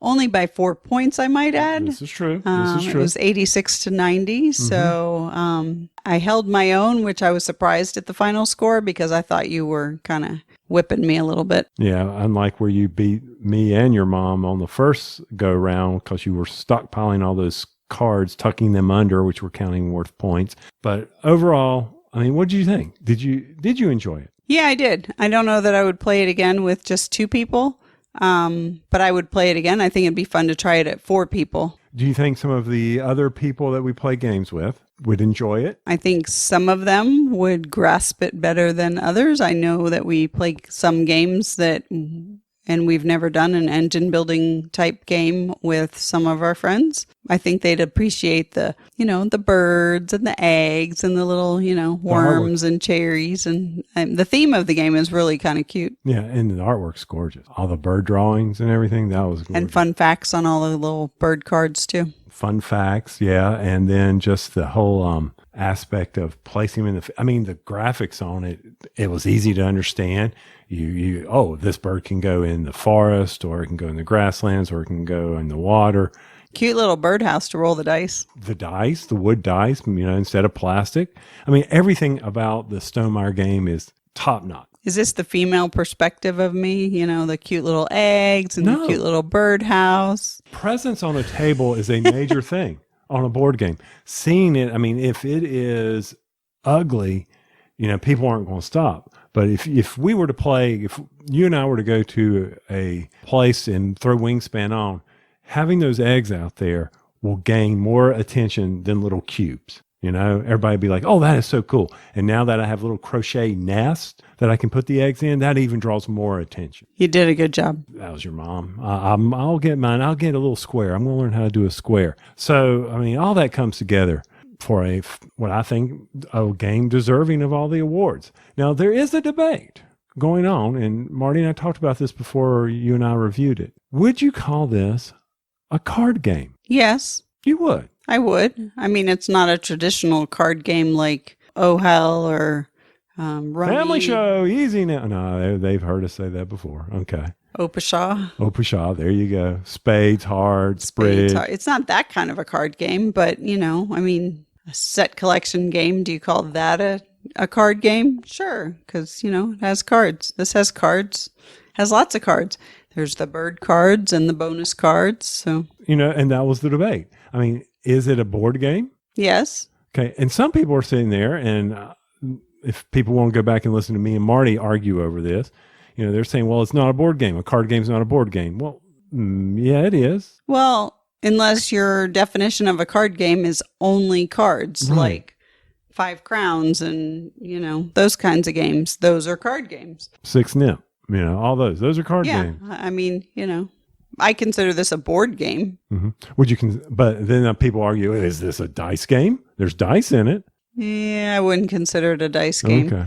There's like 5 or 6 dice in the game, and, they have food on them, not numbers. So I'm glad you played it. I'm glad we sat down, got to enjoy Wingspan, a game that's won many awards. From my perspective, I hope we get to play it again. I can't wait to try the different goals from this game, from the expansion. I mean, it's going to definitely stay on the shelf. I would be interested to play it with our daughter sometime because she loves these engine builders. She dominates in these things. She has a great mind for them. But it was great that your mom, I was very excited that your mom was catching on to this very quick. We had to go over what, the cards meant and some of the terminology, but it was straightforward. And that's what I couldn't get over, just how quickly she was picking it up. It was very straightforward, easy to play once you understood the mechanics of it. And then it just took a couple of rounds. It seemed like it took about the first half of the first round to understand how everything built on top of itself. And she even said, I want to play this again. Yes, she did. And then she left. And so we didn't get a chance to do that. But when she comes and visits again, I'm sure she'll ask me to bring that one. Because there's one game she always asks for, and that's Ticket to Ride. So maybe Wingspan will beat it out. Who knows? Well, thank you for coming back on Rolling Dice and Taking Names to do a review with me. We've got some other shows planned out. You can take a break for a while, but I look forward to having you back at the end of June. Okay. Sure, you can go to Miniature Market and find a lot of great games. And you can find a lot of great games at great prices. But do you know that they also now carry gaming apparel? If you've ever been to Gen Con or Origins or any big con, there's usually a big booth there from a company called Off-World Designs that has some amazing geek t-shirts. And now Miniature Market carries those on their website. And in fact, right now they're having a little bit of sale. There's some select styles of shirts that are on sale for like $12, but they have a lot of really cool designs. In fact, as I look at it, as I scroll on the page, there's like 5 pages of off-world design t-shirts that are available for you to go and check out. A lot of different sizes, a lot of different styles. So Miniature Market is not just for gaming. You can also get some geek apparel. To find out more, you can go to miniaturemarket.com. Hey, Marty, they carry any crochet yarn or anything like that? Not yet, Tony. Not yet. Tony, when you and I first got back together, I know your love of train games, and I thought what might get you excited if we try out 2 brand new train games. And these are kind of easy to learn games, play in an hour, so I knew it'd be right in your wheelhouse. And so you were like, oh yeah, I'm totally into this. Choo choo, all aboard! The first game that we played is the second in the Iron Rail series from Capstone Game called Ride the Rails. This is designed by Harry Wu with artwork by Ian O'Toole. And Tony, you and I have already talked about the first game in this series, Irish Gauge. And in that game, it's a stock bidding game. You're bidding on stocks and you're trying to get the most money. Here, it's more of a pick up and deliver. Thank you. I couldn't find the words. A pick up and deliver where you're trying to build tracks and invest in those railroads in order to move passengers across the map. And when you do, you collect a victory point. Just like in the first game, the rule page is only 2 pages, front and back, plays 3 to 5 players, plays in about an hour. And I will say, Tony, that this does have a different feel than that first game, Irish Gauge. Yes, it does, because I'm not having to deal with the stock stuff. I'm not having to do this bidding, which is different than the other game we played. Mm-hmm. Golf Mobile in Ohio from Rio Grande Games, designed by John Bohrer, Bohrer, artist by Todd Sanders. And this is a re-implementation from German Rails, where it is a stock game with a track requirement to connect cities. So while you're connecting cities in Ride the Rails, you're also doing it in Golf Mobile in Ohio, but you're doing that to help you score victory points. Both of them have a little bit different feel to them because one is a bidding auction type game. In fact, that game is really closer to Irish Gauge than what it is Ride the Rails. Mm-hmm. But in Ride the Rails, you still kind of have the concept of stocks, but instead of bidding on them, basically at the beginning of your turn, you're going to take one of the colors of the trains that are available to you. There's 6 different colors, and taking a locomotive and putting it on your card means you have a share of stock in that particular railroad, which is great because as you invest in railroads and the railroads are created across the map, and as passengers move across those railroads, if they move across a color railroad that you're invested in, you're going to get some points. So I think with Ride the Rails, Marty, it is a game where you're looking at, do I want to invest heavily in this company? And you have to think on that, or is the rail network set up to where I could get more money? Because the more I invest in it, the more money I'm going to get, the more payout I'm going to get. So that's something you have to consider with Ride the Rails. And that was something that when we were playing this, we didn't catch on to that concept at the beginning, did we? No, we didn't. And that's something we're going to compare the two games in a second, but we're just going to focus on this one first. After reading the rules, and Bert also read the rules with me, it's one of those things that you read the rules and you kind of understand them, but you don't really know why you're doing what you're doing. So the sequence of play is exact same every turn. Like I said, first time you're going to take a share. This game's played over 6 rounds. And as it starts, there's only 2 colors of locomotives available to you. There's a term locomotive, which is picking up a little train token. And there's the concept of railroad, which is a line of locomotives across the map that creates a railroad.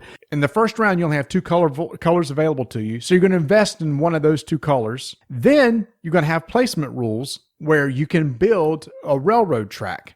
And depending on the number of players is how many locomotives you're going to pick up. We played 3 players. So you'll pick up 8 locomotives of a railroad that you're invested in. First round's easy because you're going to pick either like red or blue, and then you're going to pick up 8 locomotives of red or blue. And you have to start on the eastern side of the country, and you start building a track. And I mean, you can make those little sound effects as you go across the board there. And you can continue to build tracks, and you can add to existing track as long as it matches to at least one of the existing same color locomotives. So you're going to have a track that goes across the board of a varying length that different people can add to. And then after that, you're going to take a passenger from one city and move them to another. So at the very beginning of the game, each of the cities on the board have a little passenger token. So at the end of your turn, you're going to take a little token and move it around a track to a city. And you can move it through different links. A link is between 2 cities. More links you move through, the more points that you can get, especially if you've invested in those tracks. So you're trying to invest in the right track, build the correct track, and if possible, when you move the passenger, make sure it moves across your track, because anybody that's invested in that color will also get points. And then that's played basically over 6 rounds, with each round adding additional colors that you can now take stock in. So this is where the strategy kicks in on this game. You've got to think, how do I maximize my income based on how I've invested, but also try to help eliminate the opportunity for your opponents to pick up a passenger and take them on theirs. Maybe you think it's best to take one passenger all the way to the end of a line and ride the rails. Well, maybe it's not. Maybe taking less payout to keep your opponents from taking money is very important. And I think that was one of the things I missed when I was playing this game. I should have probably dropped off, because once the passenger moves, he doesn't go to that city and stays there. He's off the board. It's how do I maximize my opportunity and minimize y'all? And I think when I was playing, I was not doing well at that. I was taking too many links, thinking, oh, well, if I do all this, I'm going to get 4 more points. well, maybe I shouldn't have because there was no net value, no net gain because Marty was also gaining 4. So there's the heavy strategy. Yeah, and that's one of those things too. Remember, each time on the beginning of your turn, you get to pick up a train and invest in that stock, essentially. So let's say I start investing in blue, and I tried this strategy. I invested I had 3 shares of blue. So anytime you move across a link, you would get $1 per share that you had. So Tony, if you move a passenger across a blue link, and I have invested 3 locomotives, and you only invested 1, I'm getting $3. You're getting $1. Mm-hmm. And that's the strategy you're talking about. It's like, well, I don't want to move across blue because I'm going to be helping Marty, then I help myself. Meanwhile, I want to move across blue because that's the railroad that I've invested in. But what's interesting, Tony, and this is where I kind of messed up, is you can only pick up locomotives and place them on the board if you've invested in that color's railroad. Mm-hmm. So I never invested in black. Towards the end of the game, you and Bert were building black tracks and being able to move passengers across it. And it's like, well, I could, but I would gain nothing for it because I never picked up a black locomotive as a stock share. I guess, without someone sitting down playing this for the first time, they're probably sitting there going, what? What are y'all talking about? When we learned the rules and sat down and played it, we were like, what? Because like I said, we read the rules. We understood, I'm going to pick up a stock. I'm going to pick up these trains. I'm going to put down these trains. I'm going to move. There's a little tracker on the board that says how many different color links did you move through? How many cities did you move through? Because you get $1 for every city that you move through. And then everybody has to calculate how much money that they made. I said it was victory points earlier that you win by. It is money per se, quote, money that you're getting. And so you read through all the rules and go, well, I understand what's going on, but I don't know why to do things. And that's where I think this is where we found out, oh, wow. It's not the first play of the game is like, oh, I get it. I understand what we're trying to do now. Play again, and you know right from the onset what you want to do. Do and diverse your investments and invest in a lot of locomotives. Do you try to focus on one line and build this massive line that you can continually move passengers around each turn? There's multiple strategies to win, and as the game goes on, the trains can be moved across the country because there are certain cities that only certain color trains can start from. The purple and the black trains have to start back on the West Coast, and they work back towards the east. There's benefits if you ever make the first transcontinental railroad, you get some money. So there's races to try to connect 2 lines together. So there's these all other little underlying things that are going on during the course of the game too. If you're invested in 2 colors, you don't necessarily have to pick up all one color of train. That's absolutely true. And that's one of those things that we realize later on. It's like, well, I may just want 2 of this color and 3 of this color. So I think my conclusion on this is more plays will help me define a better strategy and learn how to understand what the other players are doing on the board. And I'll hold my conclusion about the comparison of the 2 games later. Well, let's talk about the game that you sat down and taught then. And what it's about. Golf Mobile in Ohio. From here on out, known as GM&O. Golf Mobile in Ohio is too much for me to try to keep saying, so GM&O. GM&O. Okay, got it. This game, you got 4 actions you got to do. On your turn, you get to pick one of them. One of the first ones is charter a railroad. And that means that you are taking a railroad from its infancy, from the cradle, and you are putting it out on the map to begin. That is the most complicated of all the actions because there is some auction going on. There are certain rules that have to kick in. For instance, one of the big rules is that when you want to charter a railroad that is in the auction pool, you must be able to connect 2 cities. So why is that important? Because when you are bidding, the money you use to charter that railroad is then used to buy the track. So you can sit there and you can start the bidding at 0. That's great.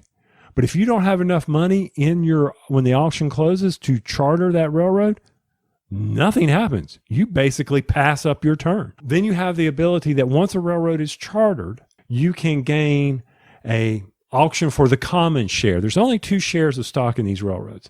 And after the charter, you have the common share. And that common share is, I want benefit to this railroad, and it devalues the charter share. Now, on the common share, you do not have to build out the railroad. So you can win and not build any railroad. But if you do win and you have the ability to build out the railroad, then you can take that action, and you really should. Okay? Because that's how you get victory points, is when you complete out railroads. And then if you own a charter, then you can expand the line.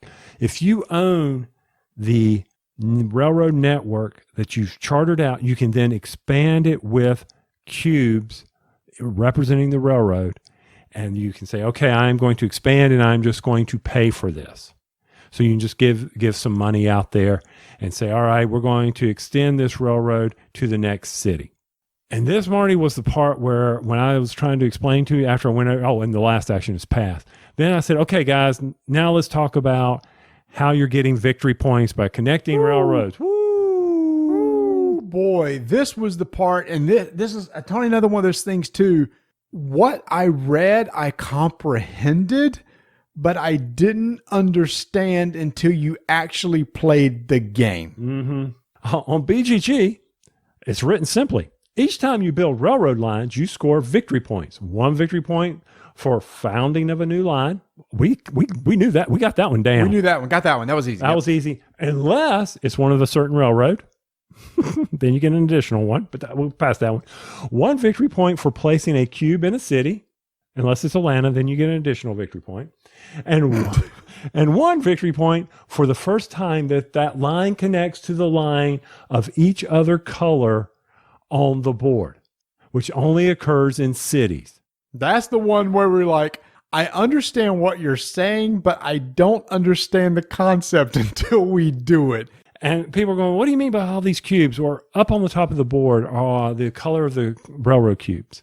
And this is where you're saying, okay, well, this railroad is going to begin with the green line or the black line because it has the most available tracks to build. This was an important concept. So there are 6 color cubes, and there's different numbers of each one. At the very beginning of the game, you put out all the green, which there's more green than there are the other 5. And then it goes down from there to the fewest number of cubes, which is what color, Tony? Purple. Purple has the fewest number of cubes. The kicker is when you charter, the color cube that you pick is the one that has most cubes available on the board. And Tony, this was where the strategy started coming in. Let's say, for example, you chartered green and you were able to put it out there on the board. So then Bert charters yellow, and he happens to match a yellow in a green city. Hey, guess what? He just got an extra point. Well, guess what? If now green has the most cubes available, me chartering with the green, I don't get any of the bonus points because you two guys have already matched 2 different colors. I want to try to get access to the blue cubes and be the first to place a new color on the board so I can try to get those into different cities in order to get those extra points. And so that's where, Tony, where you might think like, well, you know what? Instead of chartering, I'm just going to take a common stock and maybe build out an existing line in hopes that those number of cubes by the next time it gets to me, a color that hadn't been taken yet will be the most available. And then I can charter a line myself and get the bonus points. That's the rub. That's that give and take of this game that I think future plays, we will continue to understand. Again, it's one of those things after our first play, I was like by the end of going, oh, I get it. And you didn't mention this, Tony, when you take a common stock, there's actually a token on the board that measures when you take a common stock. And after it's taken twice, that's how you get money back into your pool in order to be bid for and have future bids. So you'll look at all the charter stock and common stock you have. And when after 2 common stocks are built, the token will say, okay, everybody get your dividend money. So everybody takes all the money, and that's how you refill your coffers to be able to build in the future. And Tony, that's where I found some strategy too. If I was short on money, sometimes I would just go ahead and try to do a bid on a common stock, but not build trains because I didn't want to build money for the trains. Instead, I wanted to move that little ticker over one more spot so I can get money back. So the next time there's a bid, I can go ahead and put some more trains out because there's like $3 per train to put them out. And you're also sitting there thinking, okay, I don't want to take those cubes because I don't want to give someone some victory points at the end on the next turn because they have more money. So I got to watch how much money they have. But I know I'm getting ready to give them common stock so that they get dividends. So how do I run up the bid? But if I do that, then how quickly am I going to bring the end of the game? Because the game ends when all colors are on the board, not all the cubes, but all the colors, or everybody decides pass, pass, pass, pass. It depends on how many people are playing. If everybody consecutively pass, guess what? Game's over regardless. Once that final color cube shows on the board, that's what will trigger the end of the game. Again, it's one of those things that we read the rules and was like, I understand the concept, but until you play that first game, it's the little aha moment happens. Same thing with Ride the Rails. It was the aha moment after playing. It's like, oh, now I understand, like the placement rules. Because when I was reading the placement rules for Ride the Rails, and it said the first locomotive of any railroad must be placed in one of the cities that displays its color, except for the first locomotive placed. Each placed locomotive must connect adjacently to at least one of that railroad's existing locomotives, and a railroad may only have one locomotive in a hex, but each hex holds a maximum of 2 locomotives, except Chicago, because there's no limit in Chicago. And I'm like, I comprehend what it's saying, but until you actually sit down and play it, and you go, oh, now I understand what it means by my placement rules, the limitations that I have, and you see how that all works together. Same thing with GM&O. It's not until I actually saw, okay, once I put the cubes out, this is how the victory points are calculated. Now I see how it works. And in GM&O, this is the thing that I understood the most. Whoever has the most points wins. Yep, exactly. And same thing with Ride the Rails. The points, or it's actually dollar amounts, will be the one that wins. The thing is, Tony, I think with Ride the Rails, I understand the concept of trying to get rules onto 2 sheets. I do honestly wish it would have had a few more examples. Because even Bert read the rules. He said, I read these rules like twice. I don't understand until we actually sit down and play it. I wish there'd been a couple more examples on the page to be able to see how this works. I think the rules in GM&O were maybe a little bit better. I think there were a few more examples there, but there was still some wording in the rules that was like head scratching until you meticulously walked through how placing a cube or picking up a cube worked. I will say this for GM&O. That whole concept of chartering and having enough money to bid to build a railroad to make sure you connect is very important. Mm-hmm. And that was very quick. That was an easy, oh yeah, I understand why that's something I've got to do. It was kind of like picking which color you want at the start of the round and Ride the Rails. If I take this color, because of where I am in turn order, you guys could eat all that up, and I then won't be able to build anything. Because turn order changes each round. Who's ever in last place gets to go first. But the person who's last in the round makes the first pick of the stock locomotive. So those are 2 things that kind of slap you in the face, saying if you don't get these at the very beginning, you're done. Like if you don't invest in one particular rail that ends up being popular, well, as passengers are moving back and forth across the links and Ride the Rails, you're not getting any money. Mm-hmm. And it's kind of the same thing over here with GM&O is like, well, you got to kind of bide your time until you can get that particular color cube that you want in order to maximize points by going into certain cities and getting the bonus points and chartering the railroads that have the extra bonus points. There's a little extra bonus points here and there that you always try to grab and keep other people from grabbing. GM&O, you got to make sure that you're building out to certain cities to bring other stocks in that will allow, for the common stocks to come up later to help you generate your income, and you're actually having to work with the other players unknowingly maybe, but you got to do that if you want to keep the game going, right? Because other than that, the stocks aren't going to come in. So train games, choo choo. Love my train games. Am I loving these 2? I know I'll be loving it on the table with you and the regular players, but I do not see this hitting the tables with Donna. Ride the Rails, I thought this would be a good one for her, but after playing, I'm like, nope, not going to happen. Easy pickup and delivery. There's a lot more going on there. GM&O, no way. There's no way I'm going to get these on the table. I will play these anytime. Enjoy them. I'd like to get them to the table more so that I can keep digging into this strategy a little bit, but there's so much competition on train games for me. I honestly feel, to me, Tony, that GM&O and Irish Gauge are more similar to each other than GM&O and Ride the Rails, because in Irish Gauge, you remember you had stocks, you had the whole bidding round where you tried to bid and you tried to build out your tracks, and then you pulled the cubes out of the bag that would say when you say we're going to pay dividends and whatever color cubes you pulled out is which cities would trigger on getting points as long as you were invested in that. Kind of the same thing here with your bidding on charters and your bidding on the common stocks, so that when dividends pay out, you can take advantage of them. There are 3 different enough games to where I would probably keep all 3 on the shelves, and it depends on which one I want to play. GM&O is a little more thinky. Irish Gauge has a nice little solid bidding mechanic, but you do have the pulling out of the bag. So it's randomized what dividends are going to pay. It's like, man, I really hope pink pays this time, and you put out 3 cubes and they're not pink. GM&O is more deterministic. There's less randomness. Actually, there's no randomness really between Ride the Rails and GM&O, is there? No, there is not. Yeah, there's no random, where Irish Gauge does have randomness. So I love this Iron Rail series from Capstone. Irish Gauge, Ride the Rails, 2 totally different types of games, just like I think Undaunted, Normandy, and North Africa are different games.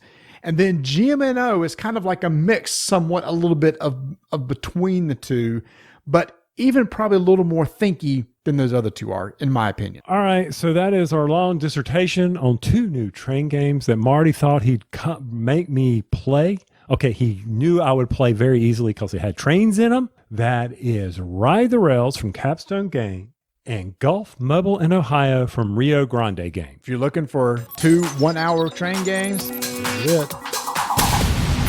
Well, you're stuck with me. Yep, it does look that way. I appreciate all of those people who sent in the audition tapes, but I think we're just going to stick with the 2 of us for right now and see if we can possibly make it another 200 episodes. Yep, stick with the date that brung you. That's it. Dance with the one that brung you. 200 episodes. Here we go. Another 200 coming for that.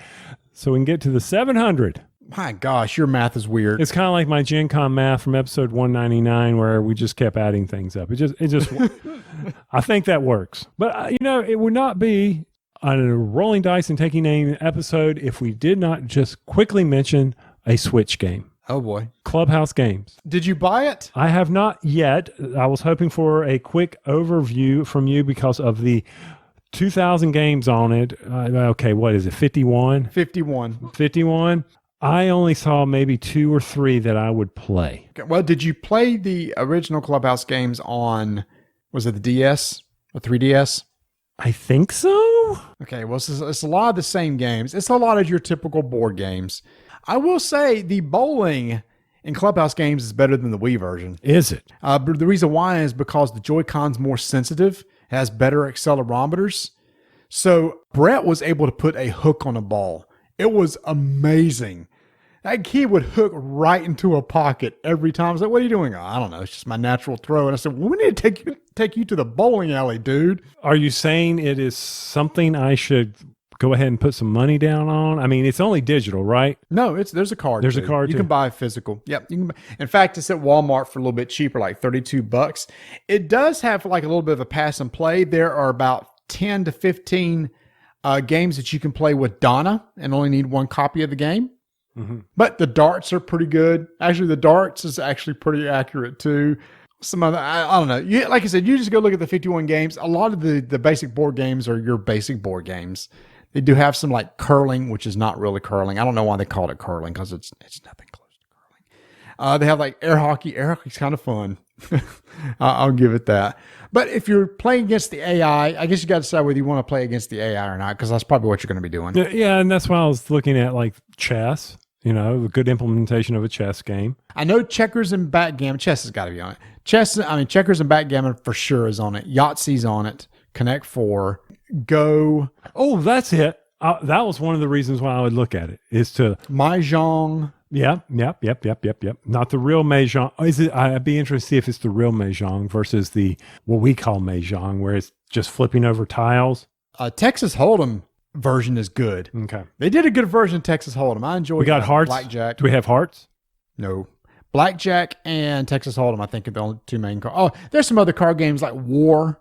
They had a version of Uno. They just call it something different. Could they ever expand? Let's say they released a 52. Dude, there's 51 games in here for like $30-something. What do you want? Hearts, spades. Well, hearts and spades are not in there. Well, they should be. What? No, they're not. I don't think there's any Trump taking games whatsoever. Trump trick taking games. Trick taking using Trump. Using a Trump suit. Okay. Well, I was just kind of curious what your thoughts are on it before I go out and spend $32. Well, I'm holding off. Adam has it. I can play his stuff every once in a while.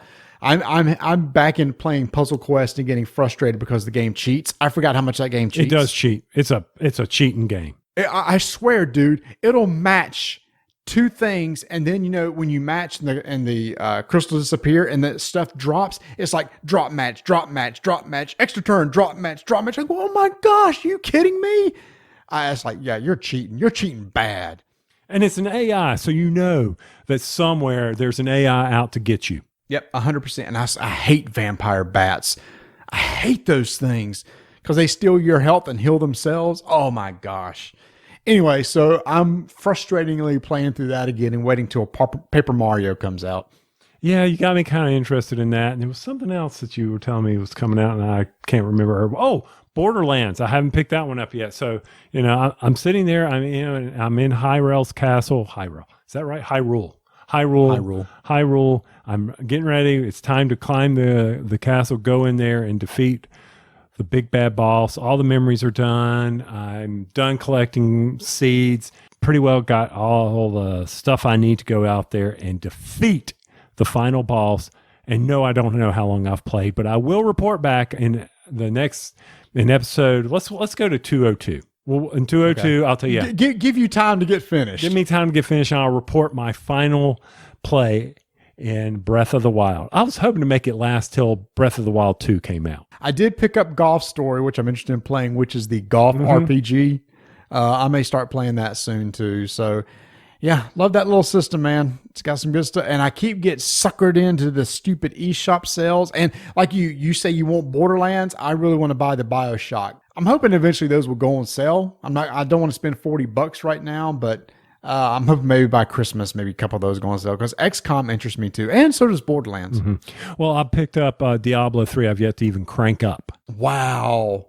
Yeah, that's fun. That's a fun little time. Not a time waster. That's just a fun, solid game. So maybe if you haven't picked up a Switch yet, I know they're as rare as hen's teeth.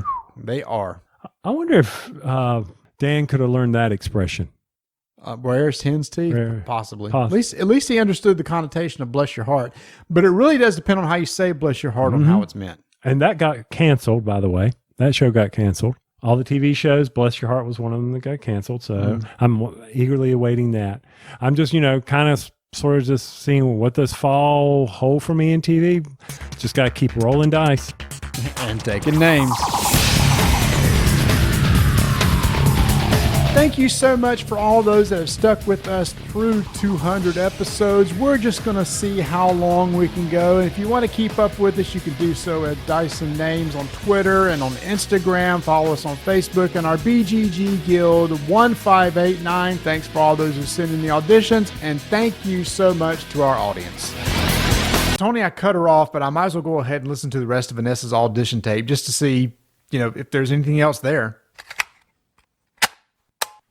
In conclusion, that is why I think I would be a great co-host. And if I am chosen, since we are in the same household whenever we do record, I could bring a dessert, the chocolate trifle, homemade ice cream, whatever dessert we wanted. There would be dessert every podcast. Ding, ding, ding, ding, ding. We got a winner.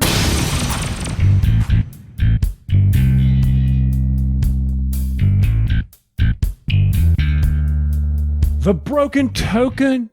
If you thought you could put a game away neatly, well, go out to the Broken Token and look at some of those inserts, and they will show you you're mistaken. That's right.